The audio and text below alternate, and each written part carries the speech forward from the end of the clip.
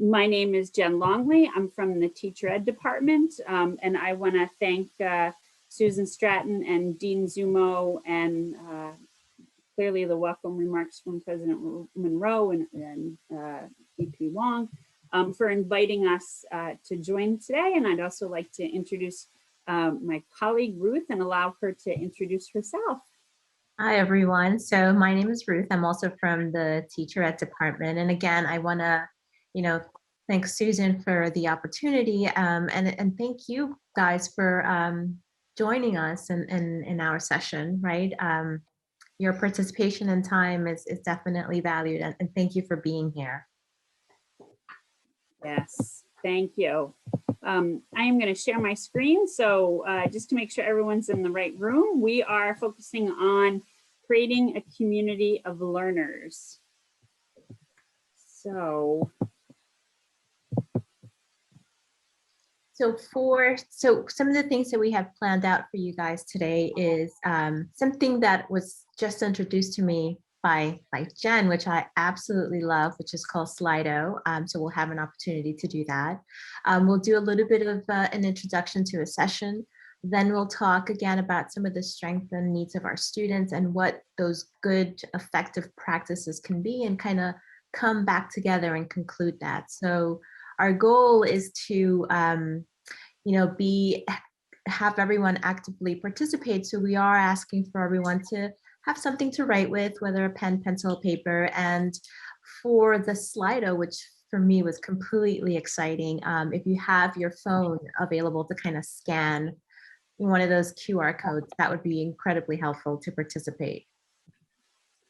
Yes, so thank you, Ruth. And we will give everyone a moment to grab your phone if you don't have it. And while you're doing that, I am going to pull up our Slido so that you can see. This is Slido. So if you have your phone, you can take your phone and hover with your camera over the QR code. Or if you prefer, you can go to slido.com. They'll ask you to enter your code for participating today. And it should say like poll code, and you can enter Q724.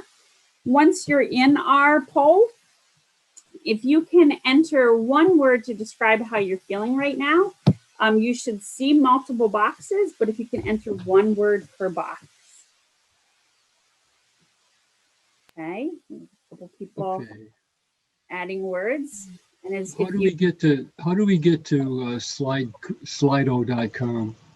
So you can use your computer or your phone to, if you have your phone or your tablet with you, or if you are viewing this on whatever device you're viewing this on, you can minimize this screen, the screen that you're seeing Zoom on. You can click the escape button or minimize this, and then open your tab to your web browser. Okay. So, I'm sorry? It's just, for Slido, it says sign up. Oh, is there a code? Yes. I just put a link in the chat too, EJ. You can click on that. Thank you. And there is a code. You can see the code here. It's Q724. Q724? Yes. Q as in quail.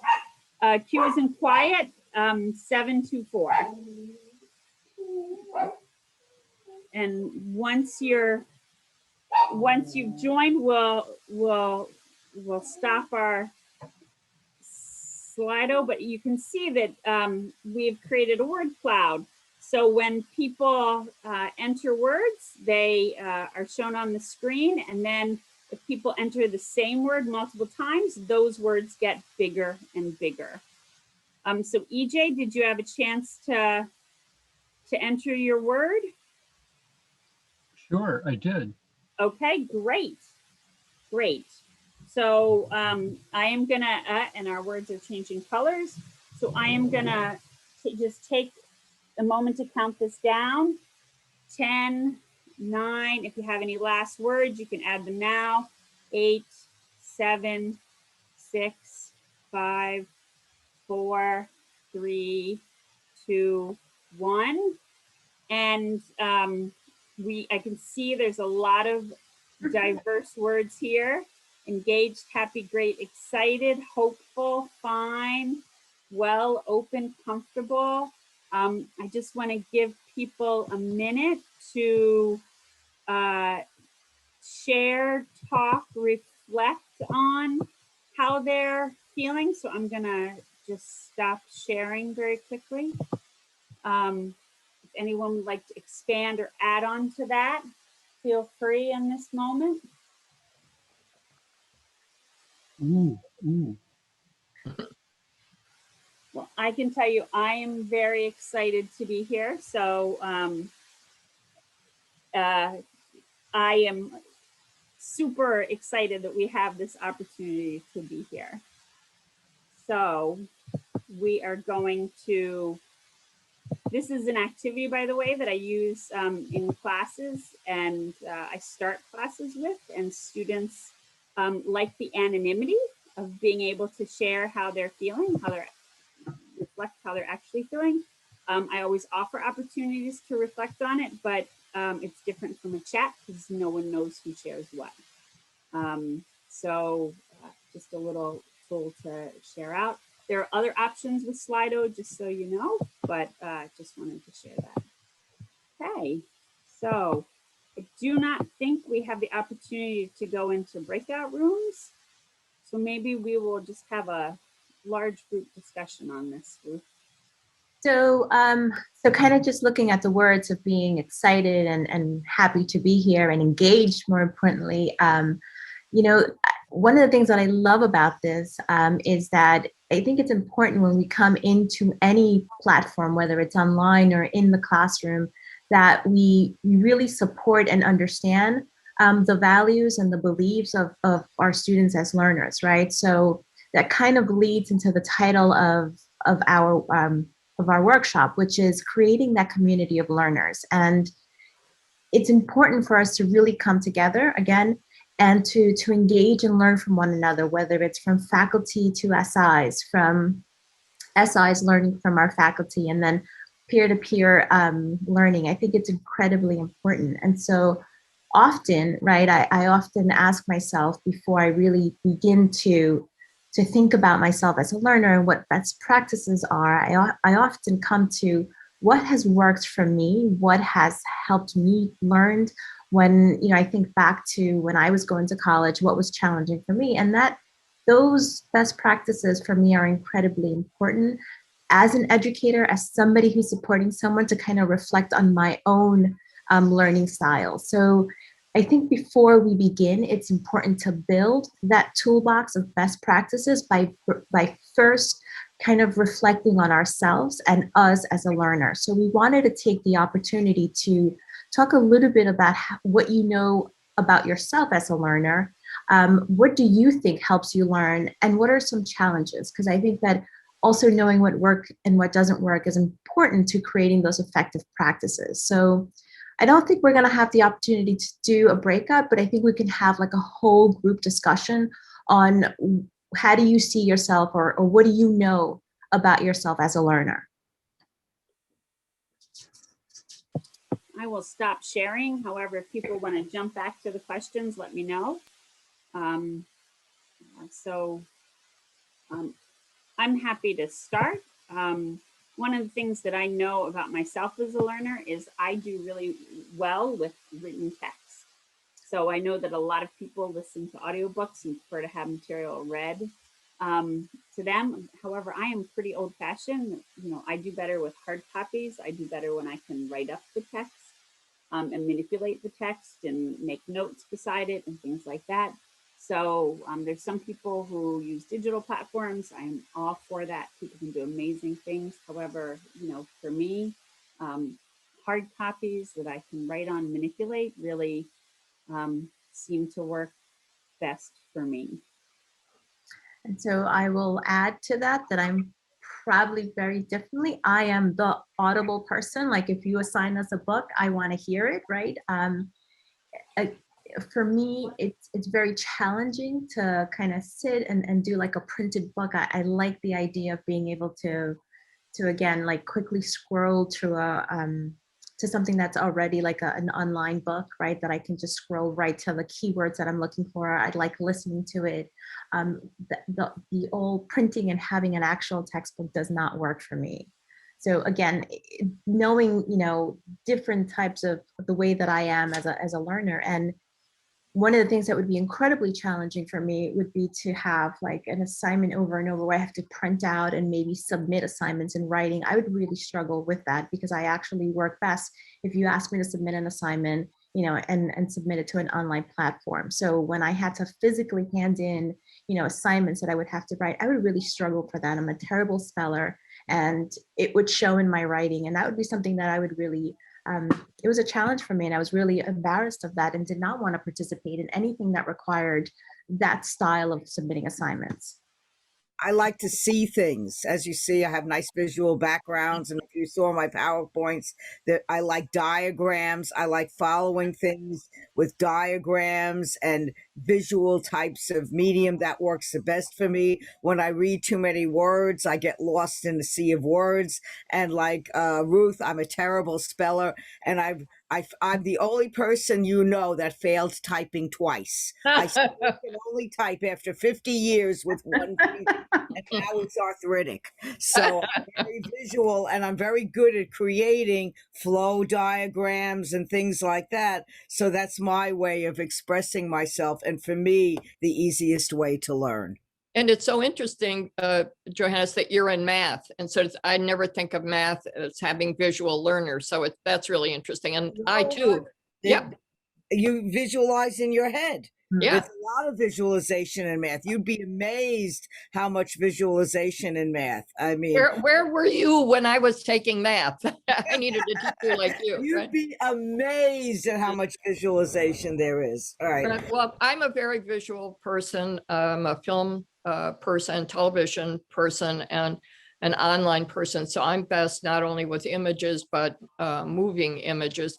But I realize not everybody's like me. So not only as a learner do I don't struggle, but I prefer seeing visual images that move, or like Ruth, I can memorize auditorily. So if I hear a book, I can picture it, but I can remember every word also. So I guess it's someplace between the two. I'd be interested in what Andre and Michelle, who are my students and my SI and prospective SI, how you guys learn. Well, I actually want to connect how I learn similar to how Johannes learns. He says that he's a very visual learner in the sense that he needs to see what's happening. I'm really similar to that. Like I'm studying biotech, and I took a few math courses in my career as a student. And the thing that I saw that helped me out the most was actually seeing in front of me how everything connects, right? So for me, if I see how things connect, like if there's something that I'm learning that I'm kind of confused about and I'm learning theory about it, the thing that makes me, that really solidifies it in my brain is if I see how it could be applied to the real world, and I hear these terms being thrown around. I'm a visual learner, I'm an audio learner. In high school, we had to take a test, or a test to figure out what type of learner you are. And the three were visual, audio, and I think it was kinetic learner. And Verbal. Which one? Verbal, sure. The person who reads. Yeah, that's another thing.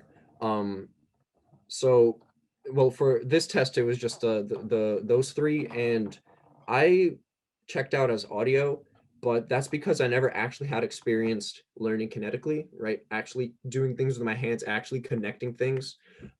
So what I learned, the best way for me to learn was to one, visualize it and then have it in my hands so that I could apply these things that I'm learning in the real world.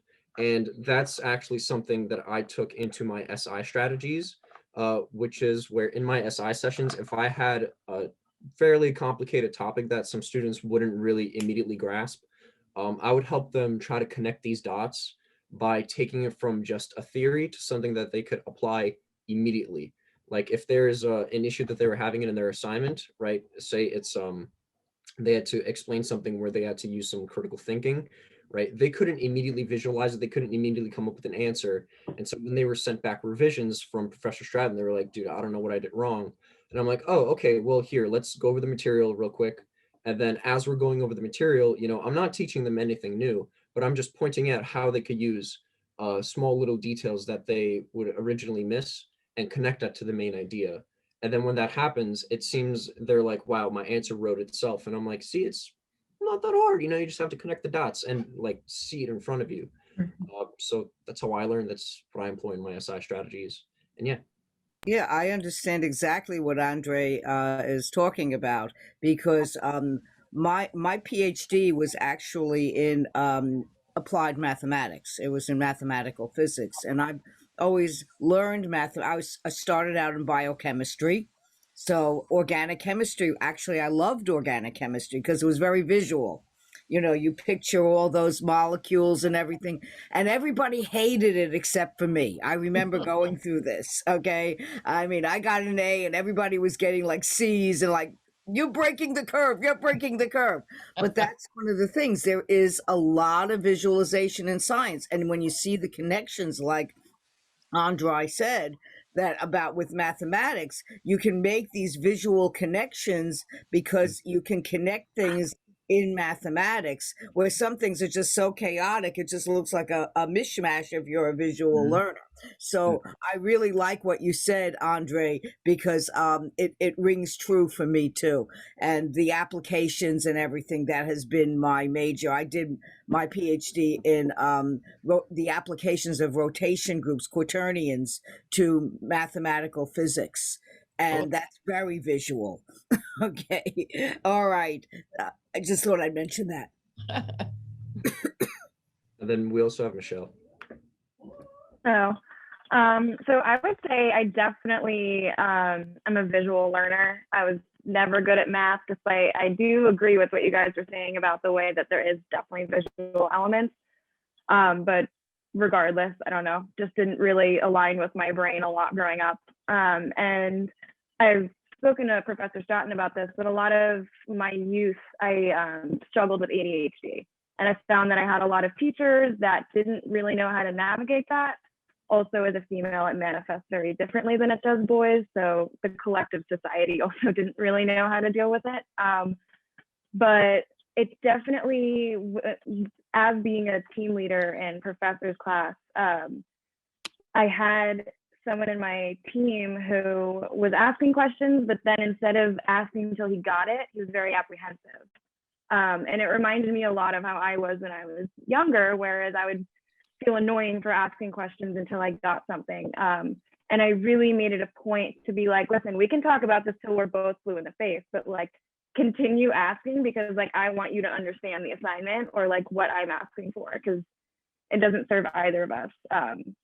To not being that communicative. So I try to approach my learning with just like an empathetic approach.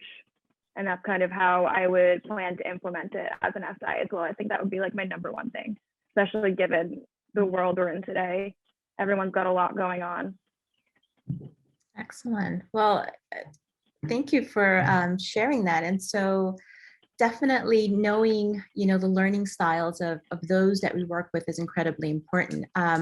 Just so that, just before we go on to the next slide, about 50 to 70% of all of us who are learners, right, because we're lifetime learners, are what actually we call multimodal learners, which means that we don't necessarily have one type, like just because you, so I do well, if I have to read a textbook, I love listening into Audible, but if I have to build something from, you know, that I ordered of, you know, Wayfair, I'm looking at the picture and I'm not reading the instructions, because again, we are multimodal learners. And so we use all these 4 types of different learning styles to really kind of process information. And it's important to be mindful and you know, kind of like Michelle said, you know, be sensitive and empathetic to the fact that we all have these different styles that come together when we're trying to create a community of learners. What are the 4 styles? So we have, again, our visual learners, right? We have a kinesthetic learners who like to be shown what to do, and then they're able to model it. So if you're going to a Zumba class, right? And you're told the steps that you do, some people get it, and then some people just tell you, just show me, and then I'll do it and I'll get it right away, right? So you have those visual learners, you have those auditory learners, you have your kinesthetic learners, which are, again, those who kind of like to have stuff modeled, right? And then your tactile learners as well. How is tactile different from kinesthetic? So it's kind of it's part, like when we talk about reading and writing learners, I think kinesthetic tactile learners, where there's a hands-on component to it, it's the same. Yeah, So kinesthetic is when. I'm sorry. Sorry, I Anita, can go ahead. weigh in on that because I do teach a workshop on learning styles, and there are different approaches. You know, I mean, the one I'm looking at has 8. You know, like 2 pairs. So, anyways, but what I wanted to say in terms of like learning styles is that, I mean, yes, a lot of people kind of overlap and can evolve over time. And, you know, some people are totally, I also do a test with the students where they can diagnose or kind of self-assess their learning styles. And we talk about how to balance things out, because really the issue is only an issue if someone is really extremely to one end and cannot accommodate, you know, other kind of assignments that are primarily, you know, would fall into the other category. But anyway, so what I wanted to say, just in terms of learning style, when I was thinking about my learning style, is that to me, it's not necessarily about my learning style, because I think I'm pretty good probably on all the spectrums. But to me, it's really, I really like to be given space. I'm an independent learner, and I like to be given time and space and maybe cover more things in depth rather than, you know, and I cannot stand when I feel that I'm taught to pass a test. Like I've never learned for a test.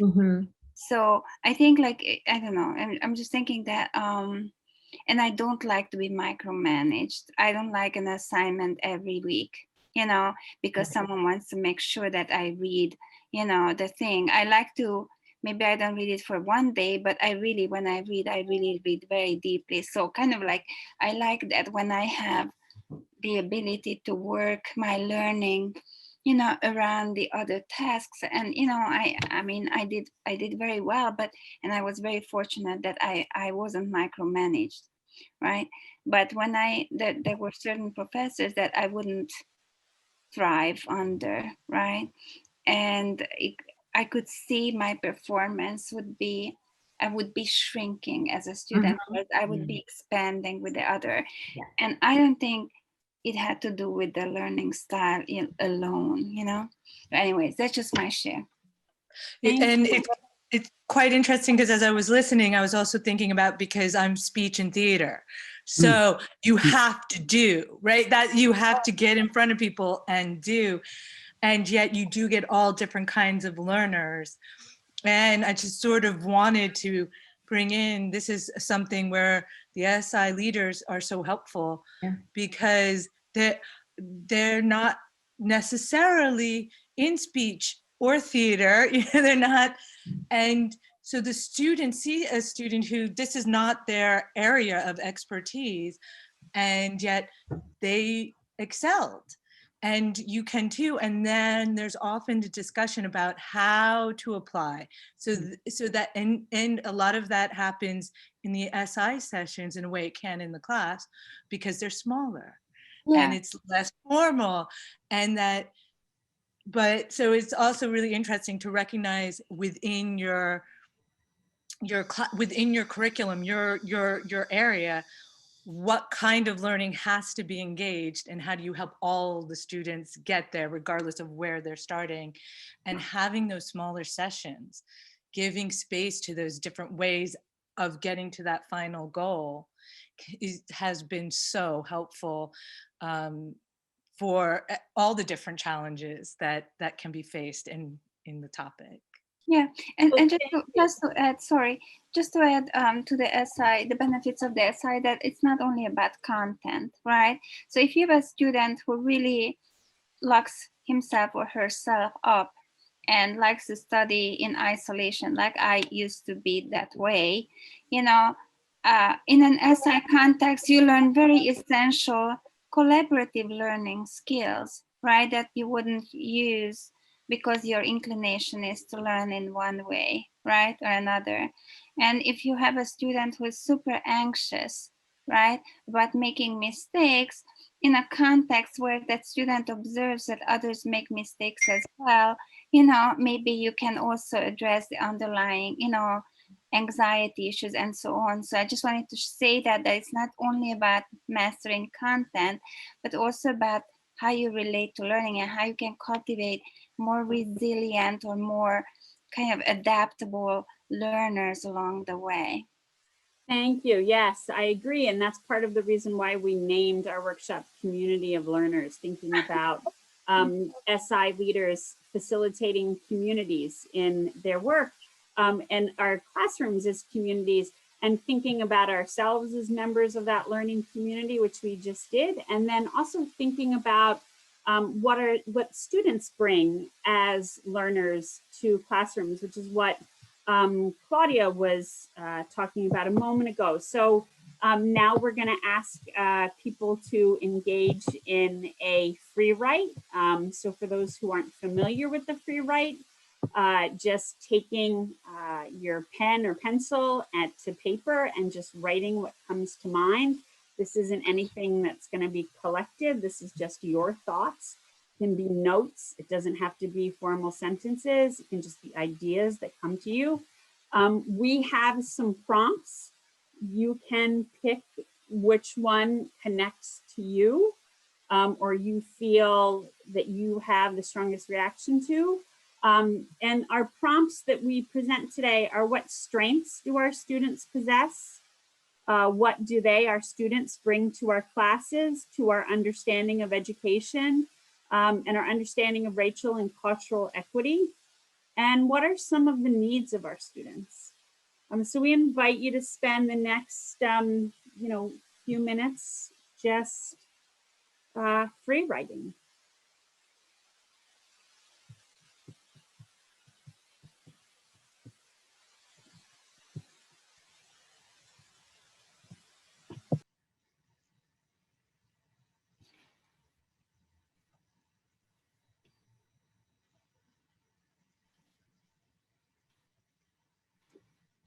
Okay, it looks like most people have finished writing. So if you're still writing, take the next few moments to finish up your final thought.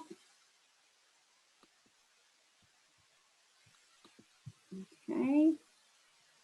And so we are not going to ask you to specifically share what you wrote.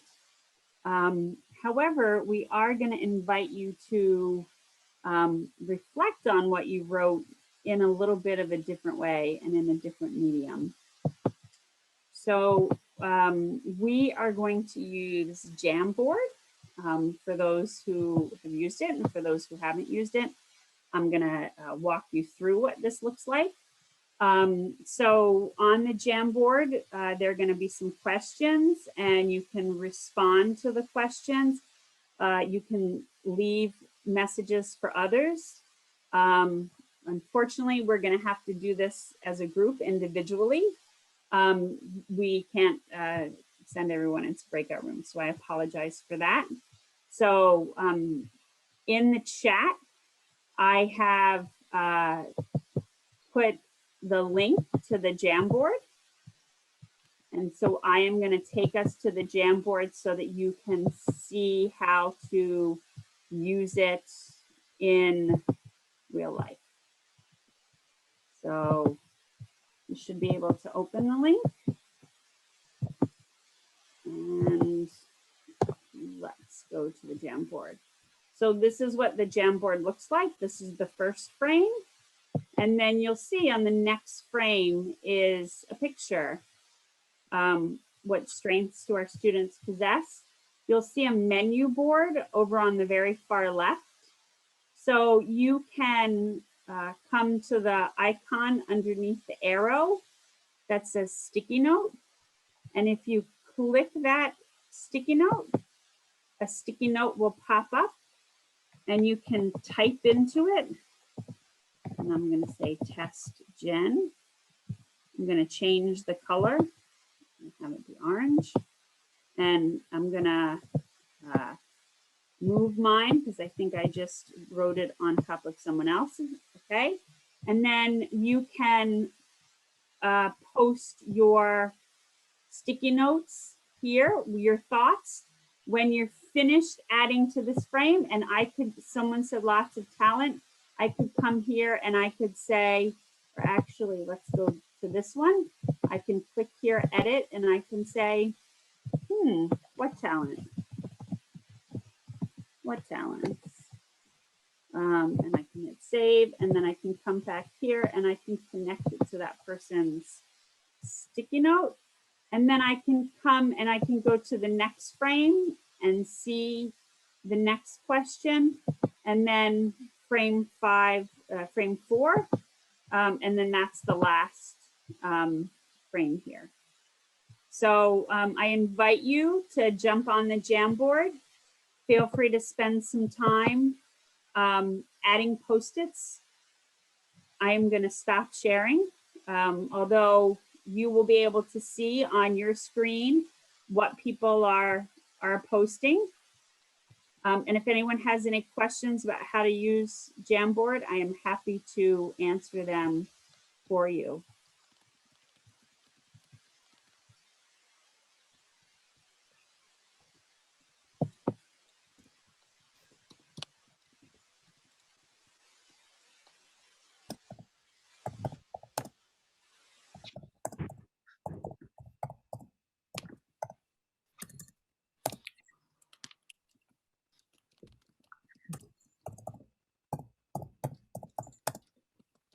All right, so I think we're just looking at the time and how much time we have left, right? I was looking at, some of the responses and thinking back, right, pre-pandemic when we used to do this and we had our students, or whenever we had a workshop, go around and play sticky, the sticky pads and had a gallery walk, right? I think this is like our online version of having students, create that. But what I loved about this is that, again, it brings us into that learning community, right? Where we're here to kind of share, things that work, things that don't necessarily work, again, to create that sense of learning community. So one of the things that we, wanted to talk about, and one of the things that for many of you as visual learners, right, you kind of want to see what works and what doesn't work as best practices, is we wanted to take like a few minutes to kind of create a list of some practices that work, right, that we can put into that toolbox and to for us to have to facilitate learning for those that we're going to be working with. And then, as important as having practices that work, I always find that also putting down on a list what doesn't work is helpful when we're creating like very specific tailored practices for our students. And we're trying to be, again, inclusive to language and kind of like what Anita was also bringing up, not just the learning styles, but again, that personal independent perspective that they all come with, right? And how do we do that? So we wanted to take like the next few minutes to talk about what are some practices, right? And strategies at work to facilitate learning for you and your colleagues. And again, what did you see from the Jamboard, or not from the Jamboard, but what does not work for you? What has not worked for you? And what do you think does not necessarily, again, bringing in our colleagues as the community of learners, what has not really facilitated learning for you? So what practices work and what practices are not necessarily so great at facilitating, the learning process? Where do we put those? So I'm going to type them, and then this list will be distributed. And this is like a takeaway, right? That you guys can kind of take a list that we all created together and we can kind of take away after the session. So what are some things that work for you, that work for your colleagues, that help support that learning? Oh, giving extra credit for going to SI sessions. Okay. I use student work presented by my SI from the previous semester. So they say, I've been through this. Here's what my work looked Mhm. like. Here's the mistakes I made. Here's what I did well.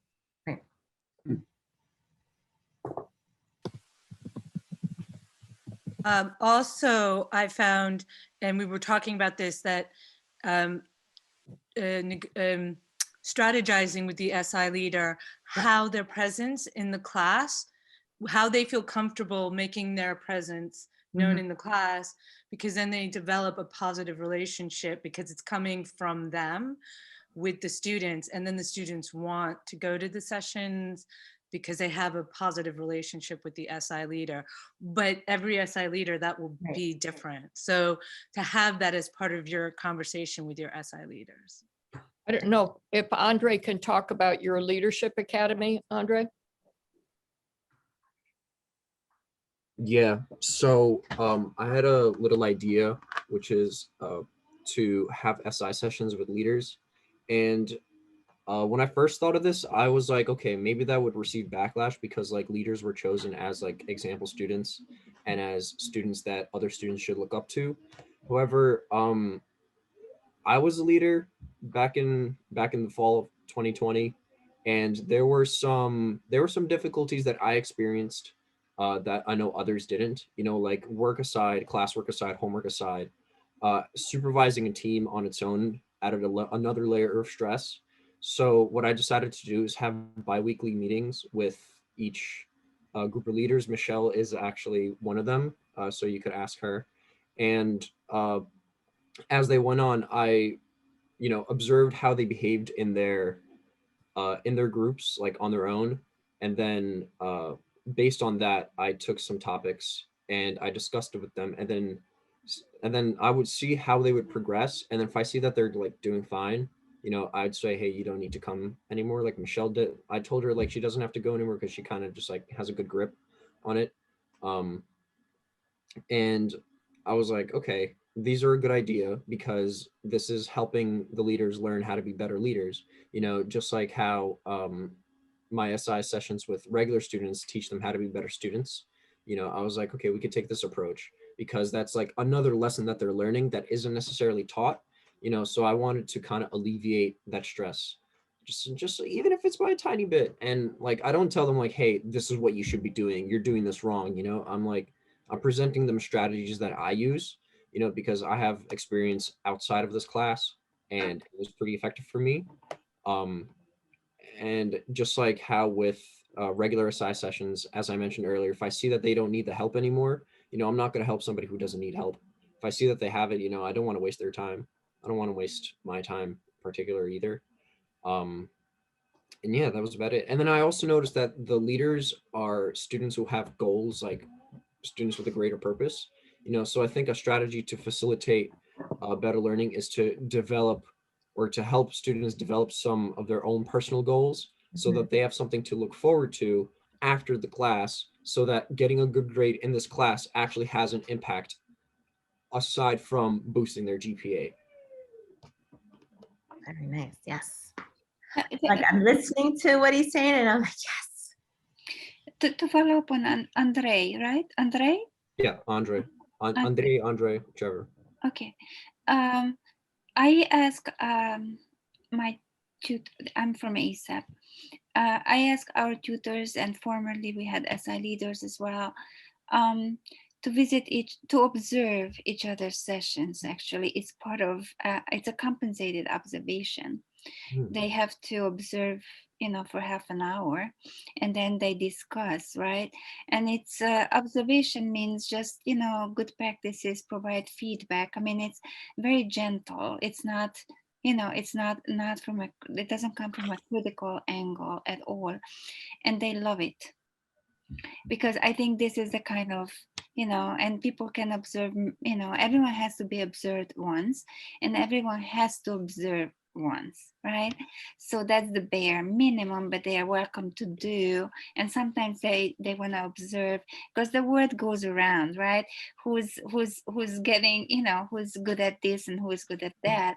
So yeah, I find that actually that's even more beneficial than me observing the SI leader. I found now that we're online, I mean, certain things that used to work really well in the face-to-face situation. Like I used to have my SI leader go around and, wander around the class and sort of like guide students in when they would be assigned problems and things like that. And of course, now online, this is a lot more difficult. So I have to find other ways. So some things that work better online wouldn't work so well in the face to face, and vice versa. So I'm found that really you should put your SI leader in the blackboard, because how is the SI leader going to put announcements and things like that unless you do it for them and have some idea of what's going on in the class, where under normal situation you don't use Blackboard as much. He's wandering around, gets to know the students that way, or she gets to know the students that way. So it's different in a computer world or a digital world than it is in a face-to-face world in how one implements SI. Right. Definitely, though, there just a thing that helps with that has become more so in the digital is, I would say to the SI leaders, let the students know when you're available for email or phone calls, however you want. Don't make it just whenever. This is a job, and you are also a student. But to communicate. And some of the SI students have said to me, that has helped me so much more since we've been distanced, because so much more is being done through email and text. I do the same thing. This is when I'm available through this kind of communication, means they can have time mentally off, and it really has helped a lot with interaction and connection. Excellent. And so I'm looking a little bit of our time, and I was thinking maybe instead of creating what doesn't work, we can kind of just take away practices that are helpful and can work, and then maybe just kind of sum up on and just discuss and reflect on what did we learn during this, this particular session. And so, I'm kind of thinking back to your responses and thinking back to, the name of our workshop, which is coming together, right? Creating that community of learners. And I think that there are many lessons that we learned today. And, Jen is going to talk about specifically what did we do during this workshop that helped us learn these, what we learned today. But I think we kind of took away how to begin, right, to observe and really assess who our students are going to be, how to focus attention and how to engage the students in the learning process, how to make it an inclusive student-centered type of learning process, where we know that we're being mindful of the challenges that our students come with, but with that, we're also valuing a lot of the strengths that they bring into the classroom. And then again, creating those faculty to SI, SI to faculty, and then peer to SI and peer-to-peer type of relationships that are going to be built. I think that we also touched on, experience, right? And connecting learning to the personal and the emotional aspect of self, to then integrate into, again, a community of teaching and learning. So I think Jen can kind of discuss on how we managed to, how did we do that today? And what specifically did we do during this session that kind of helped us create those insights? So, and I'm going to turn the question, thank you very much, Ruth, for that summary. So I think we're going to have to share that when we go back to the group, so the large group. So thank you for capturing that so eloquently. Yes, Allison, did you have a question? Well, yeah, I was just wanted to address something. I'm sitting here almost with feeling like, oh, is this the frustration that a student has when they are not, they have something they have to, ask, but it's not been addressed. Do they wait or whatever?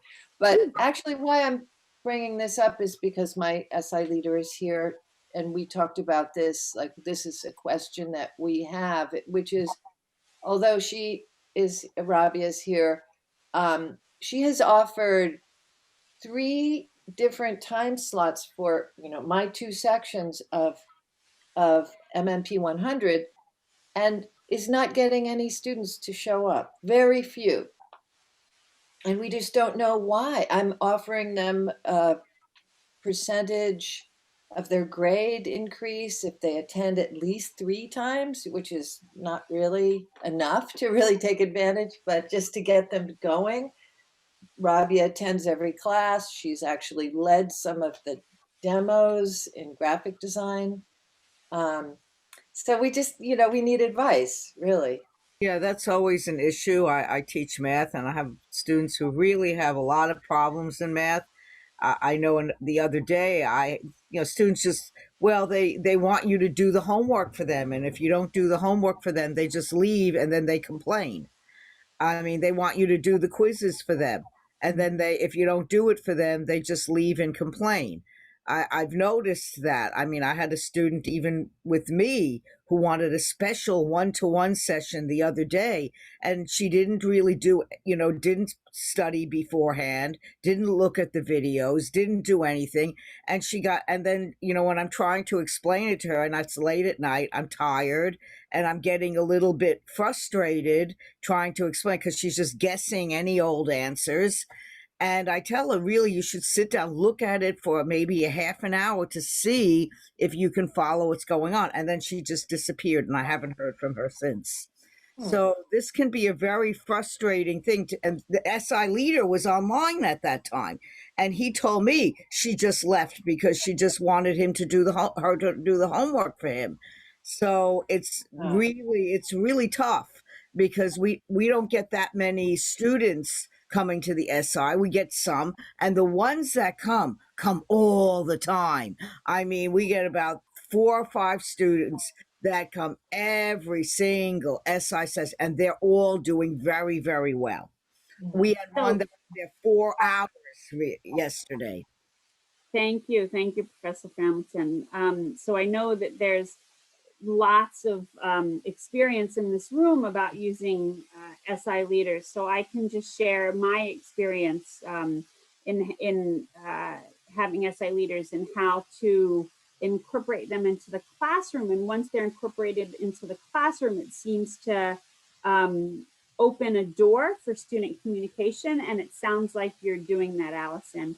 But really creating that community so that the SI leader is sort of engaged in the class, in breakout rooms, in small groups, circling around to breakout rooms and small groups, so that,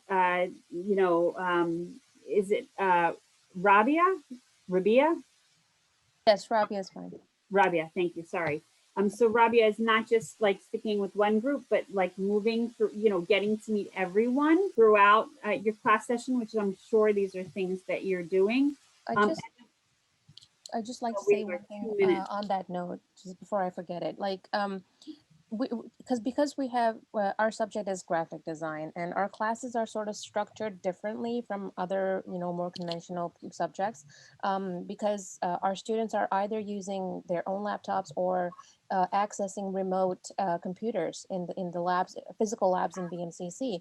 And a lot of the times, because of the variety of the programs and technology the students are using, it's sometimes difficult to get them on track as everybody else. So if someone who's equipped with the programs and the tools that they need to do their assignments, they're on their way and they're doing better as compared to the ones that are not.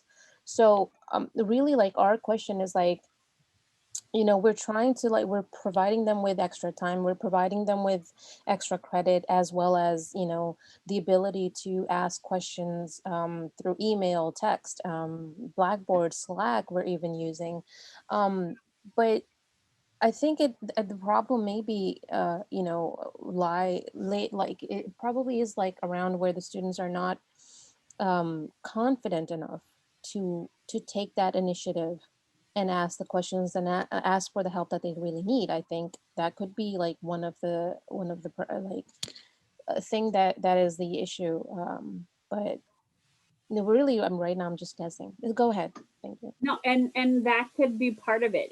It takes time for I think we're getting a 2-minute message again.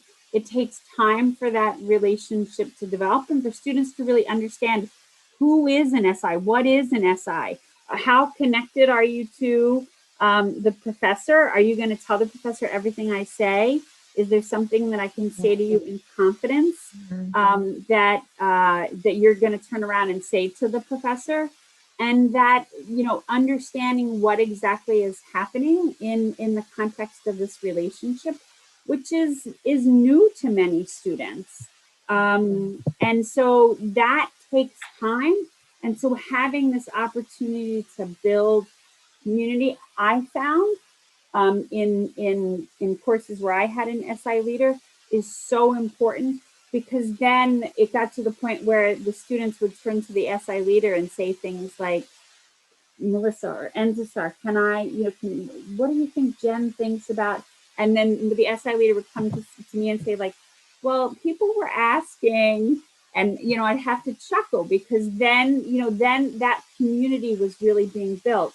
And I just talked to my SI leader the other day, and she said she's still in touch with students from our last class.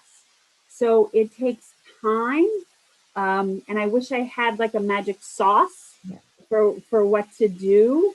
But I can also say that the out of class sessions it's never she had 8 people, except when papers or projects were due. Then she tended to have more people coming. But it's finding that secret sauce involves, in my opinion, building community.